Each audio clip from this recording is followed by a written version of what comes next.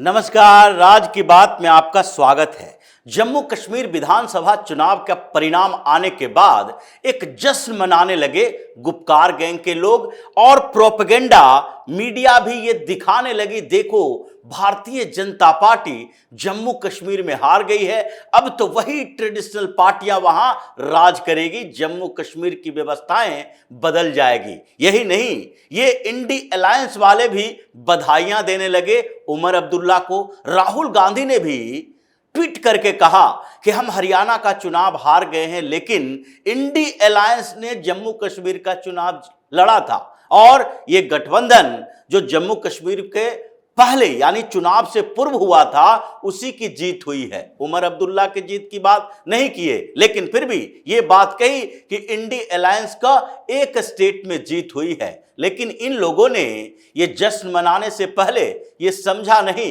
कि जम्मू कश्मीर अब 2019 से पहले वाला नहीं है। 2014 के विधानसभा चुनाव परिणाम के बाद जो स्थितियां थी जम्मू कश्मीर के अंदर, और महबूबा मुफ्ती जब भारतीय जनता पार्टी के साथ गठबंधन करके सीएम बनी थी, जिसके बाद भाजपा को कई बार मुश्किलों का सामना करना पड़ा और महबूबा मुफ्ती को बार बार चेतावनी देने के बावजूद जब वो नहीं मानी, कश्मीर के अंदर वो अपना एजेंडा चलाती रही, तो समर्थन वापस लेना पड़ा।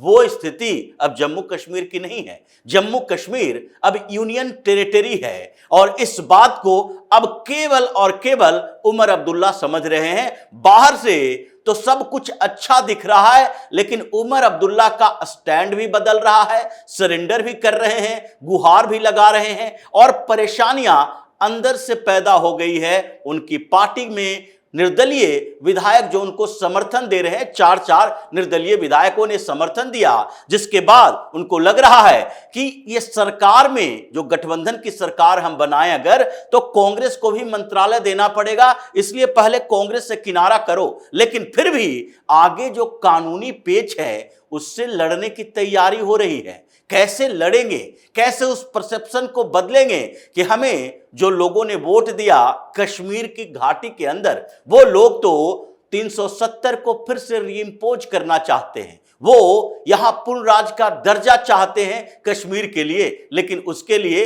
कानूनी पेच फंसा है। अभी भी एलजी ही बॉस रहेंगे और ये स्थिति केजरीवाल वाली है। आजकल केजरीवाल से सलाह मशवरा भी उमर अब्दुल्ला कर रहे हैं कि देखो भाई, तुमसे भी खराब स्थितियां हमारे साथ आने वाली है, हम कैसे आगे बढ़ें। हालांकि वो बीच में बैलेंस, संतुलन बनाने की कोशिश करते हैं और ये कहते हैं कि चलो केंद्र सरकार के साथ कोऑर्डिनेशन के साथ हम आगे बढ़ेंगे। क्यों? क्योंकि हमारे पास बजट जो है वो सरप्लस नहीं है, रेवेन्यू के सोर्सेस बेहतर नहीं है। अगर हम फाइट करेंगे केंद्र सरकार के साथ तो हमारी सरकार नहीं चलने वाली है, विद्रोह हो जाएगा सरकार के अंदर ही। इसलिए कुछ बैलेंस बनाने की कोशिश कर रहे हैं, लेकिन अपने पावर, ताकत, शक्ति को लेकर बड़े कंफ्यूज हैं। अभी 3 ऐसे कानूनी पेच फंसे हुए हैं जिसके कारण उमर अब्दुल्ला की परेशानी बढ़ी है। अभी तो सरकार बनाने की कवायद हो रही है, अभी उन्हें अपने विधायक दल का नेता चुन लिया गया है, यानी नेशनल कॉन्फ्रेंस के विधायक दल का नेता चुन लिया गया। अब वो सरकार की दावेदारी पेश करेंगे। 42 सीटें उमर अब्दुल्ला की पार्टी के पास है, जिसमें से 2 सीटों पर खुद उमर अब्दुल्ला ने चुनाव लड़ा था, मतलब 1 सीट खाली होना है। 41 सीट की ही बात करें, लेकिन फिर भी 4 विधायकों यानी निर्दलीय विधायक ने समर्थन दे दिया सरकार बनाने के पहले ही, यानी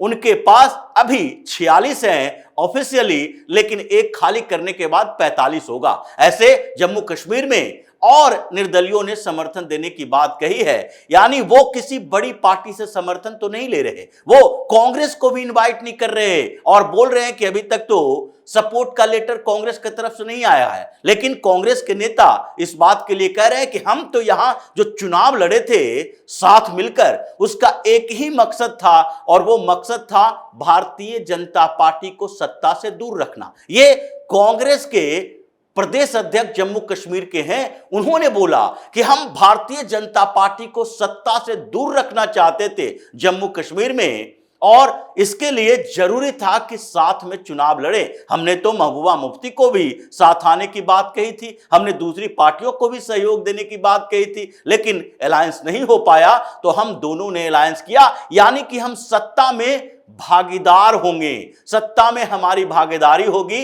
यानी इनको भी मंत्री बनना है। लेकिन फिर भी कानूनी पेच वहीं से शुरू होता है। अब उमर अब्दुल्ला कह रहे हैं कि देखो अभी हम सरकार तो बना लेंगे, लेकिन सरकार बनाने के बाद पहली समस्या जो आएगी कि हमने पूर्ण राज्य के दर्जे की बात कही है, हम अपने कैबिनेट में इसके लिए एक प्रस्ताव पेश करेंगे।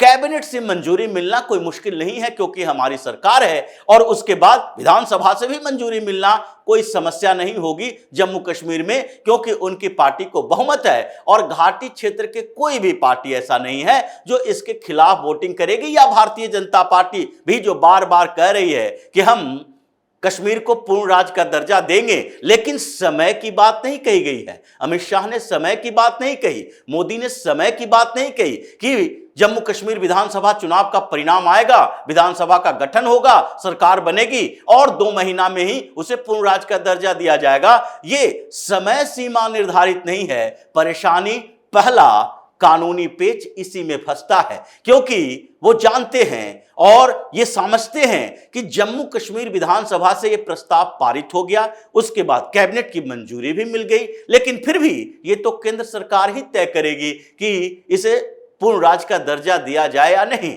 और इसके लिए हमें पार्लियामेंट के पास जाना पड़ेगा। और तभी उमर अब्दुल्ला ने कहा कि हम एक डेलीगेशन भेजेंगे। अभी हम कैबिनेट से मंजूरी या विधानसभा में प्रस्ताव पारित करवाने के साथ ही हम एक डेलीगेशन अपनी पार्टी का भेजेंगे अमित शाह जी के पास, और केंद्रीय गृह मंत्री अमित शाह से हम ये रिक्वेस्ट करेंगे, गुहार लगा रहे हैं कि ये रिक्वेस्ट करेंगे कि हमें जल्द से जल्द पूर्ण राज्य का दर्जा दिया जाए। ये गृह मंत्री के पास क्यों नहीं, प्रधानमंत्री के पास क्यों?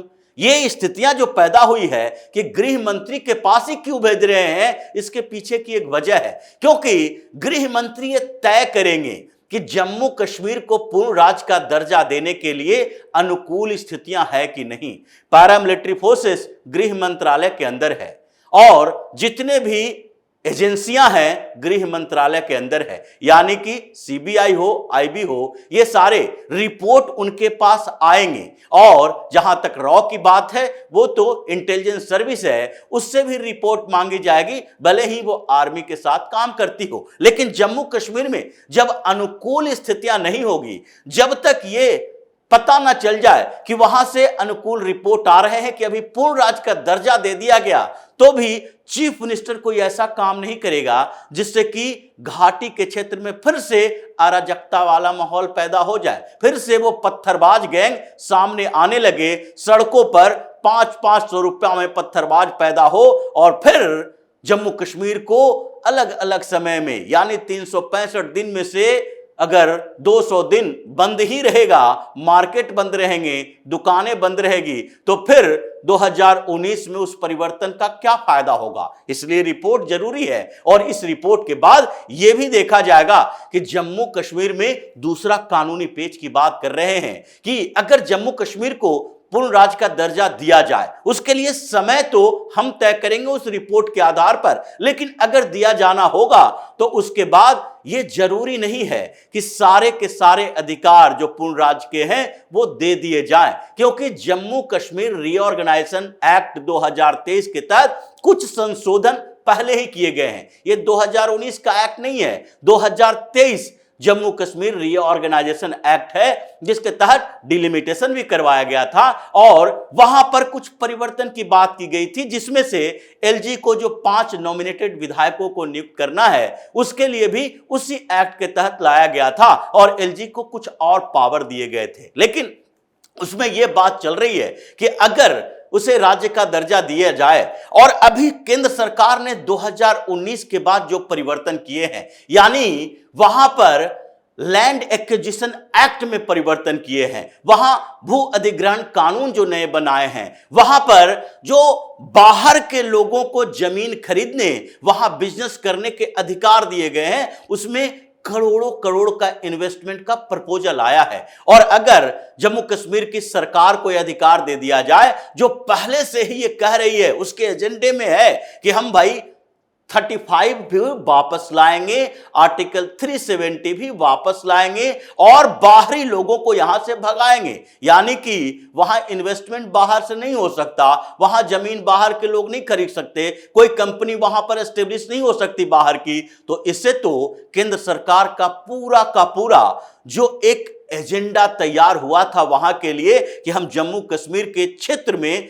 विकास ऐसा कर देंगे कि ये जो बार बार कहा जाता है वहां के युवा भटक जाते हैं, आतंकवाद के रास्ते पर चले जाते हैं, वो बहाना न मिले कि ये भटके हुए युवा नहीं है बल्कि माइंड वाश्ड किए हुए युवा हैं। अगर इनको कितना भी रोजगार दे दो ये सुधरने वाला नहीं है। वो बहाने को खत्म करना है और जम्मू कश्मीर में इसलिए इन्वेस्टमेंट जरूरी है। तो इस बात को भी ध्यान में रखा जाएगा कि वहां के इन्वेस्टमेंट के लिए जमीन का जो कारोबार हो रहा था पहले से, वो अब बाहरी लोग खरीद सकते हैं कि नहीं। ऐसा ना हो पूर्ण राज्य का दर्जा दें और वहां से फिर से ये एक नया कानून ले आए जम्मू कश्मीर विधानसभा में, जिसमें से वहां के जमीन पर केंद्र सरकार की कोई भूमिका न हो, कोई भी कानून बना न सके। ऐसी स्थितियों से निपटने के लिए भी व्यवस्था की जाएगी। दूसरी बात, लॉ एंड ऑर्डर की समस्या है। पुलिस अभी भी एलजी के पास है, लेकिन यूनियन टेरिटरी है। जब पूर्ण राज्य का दर्जा दे दोगे तो फिर उसमें यह भी शामिल करना पड़ेगा कि वहां लॉ एंड ऑर्डर की समस्या अगर आती है तो पुलिस पर कब्जा किसका होगा? उमर अब्दुल्ला का होगा। और अगर सीएम आदेश पुलिस को देगा तो वो लोकल फैक्टर को ध्यान में रखते हुए देगा, जैसा कि पहले हुआ करता था। वही स्थितियां आज आ जाएगी। पुलिस के डंडे नहीं चलते थे, क्यों? क्योंकि उनको लगता था कि हमें सब देख रहे हैं, हमारा लीडर देख रहा है। और जम्मू कश्मीर में ये जो घाटी के क्षेत्र के विधायक हैं वो देखते हैं कि उसके थाने के अंतर्गत आने वाले पुलिस स्टेशन का प्रभारी कौन है और कौन पुलिस अधिकारी है जो उनके लोगों को, चाहे वो पत्थरबाजी ही क्यों न करे, बंद ही क्यों न करे, हंगामा ही क्यों न करे, उसको टच नहीं कर सकता। पारामिलिट्री फोर्सेस उनको सहयोग के लिए जाते हैं, लेकिन वो स्थितियां पहले वाली याद होगी जब जीप जा रही है, गाड़ियां जा रही है, काफिले जा रहे हैं और दोनों तरफ, गलियों के दोनों तरफ से, घरों के ऊपर, छत के ऊपर से, सामने से पत्थरबाजी हो रही है, बम भी फेंके जाते रहे हैं। तो ऐसे सिचुएशन फिर से ना आए, इसके लिए दूसरे स्तर पर लॉ एंड ऑर्डर की व्यवस्था केंद्र सरकार को देखनी पड़ेगी, उसमें कुछ संशोधन करने की जरूरत है और इन सारे मामलों के लिए एक विचार करना पड़ेगा। और इसलिए जो अमित शाह के पास ये डेलीगेशन भेजने की बात कर रहे हैं, ये सारे गुहार, सारे रिक्वेस्ट, डिनाई, सारे डिमांड इनके खत्म कर दिए जा रहे हैं, कूड़ेदान में फेंके जा रहे हैं, क्योंकि इसके लिए अब कानूनी प्रक्रिया है। अब कानूनी प्रक्रिया है तो इसके लिए जैसे आप लोग कमेटी बनाते हो, आप लोग गुपकार डिक्लेरेशन लाए थे, गुपकार गैंग बनाए थे, वैसे ही एक कमेटी बनाई जाएगी, वहां की स्थितियों को देखा जाएगा और उसके बाद जैसे आप लोग जेपीसी की मांग करते हो हर मसले में, वक्फ बोर्ड संशोधन बिल के मामले में पार्लियामेंट में फिर से बिल पेश किया जाएगा तो उसको भी जेपीसी में भेजा जा सकता है। जब आपको समय चाहिए अपने अनुकूल तो किसी और विधेयक के लिए सरकार को भी समय चाहिए हो सकता है, और ये सरकार को समय जो मिलेगा उसमें इन लोगों के लिए समस्या है। ये चाहते हैं जैसे ही मुख्यमंत्री पद का शपथ लें, हम पहले की तरह अब्दुल्ला परिवार को पूरी तरह से कश्मीर पर वर्चस्व ले आए। और यही छटपटाहट की वजह है कि बार बार कह रहे हैं कि अभी तो ये भी डिफाइन नहीं हो पाया है कि देखो एलजी को कौन कौन से पावर मिलेंगे, कौन से डिपार्टमेंट का अधिकार मेरे पास आएगा, क्या हम सीएम तो जम्मू कश्मीर का बनेंगे लेकिन वैसे ही सीएम बनेंगे जैसे कि एक शहर का मेयर होता हो, उनके पास लिमिटेड अधिकार होगा, एलजी ही बॉस होंगे वहां की सरकार का। ऐसे में तो इनके मकसद ही खत्म हो जाएंगे। 10 साल से ज्यादा हो गया, 2014 तक ये उससे पहले सरकार में रहे थे और 2014 के बाद से 24 तक ये सूखे ग्रस्त जीवन जी रहे हैं। अब इनको तो लगता है कि जैसे ही सत्ता मिले वैसे ही फिर से नोच खसोट शुरू कर दिया जाए और जो 10 साल तक सूखे की स्थिति रही है उसे भर लिया जाए। इन्हीं के समय में रोशनी लैंड घोटाला हुआ था, इन्हीं के समय में क्रिकेट एसोसिएशन में घोटाला हुआ था और ये तो सामान्य साफ तौर पर दिखता हुआ घोटाला है। ऐसे इन लोगों ने कितने पेच फंसाए हैं जम्मू कश्मीर के अंदर, वो सब हिसाब अब होगा। आप चीफ मिनिस्टर बनो, अधिकार पावर चीफ मिनिस्टर का कमजोर ही रहेगा, एलजी ही बॉस रहेंगे। ऐसे कानूनी दांव पेच चल रहे हैं जिसके कारण अब्दुल्ला छटपटा रहा है। तो इसी तरह की खबरों के साथ फिर से हाजिर होंगे, तब तक के लिए बने रहिए हमारे साथ और देते रहिए हमें सहयोग ताकि इसी तरह की खबर हम आपके लिए लाते रहे। धन्यवाद।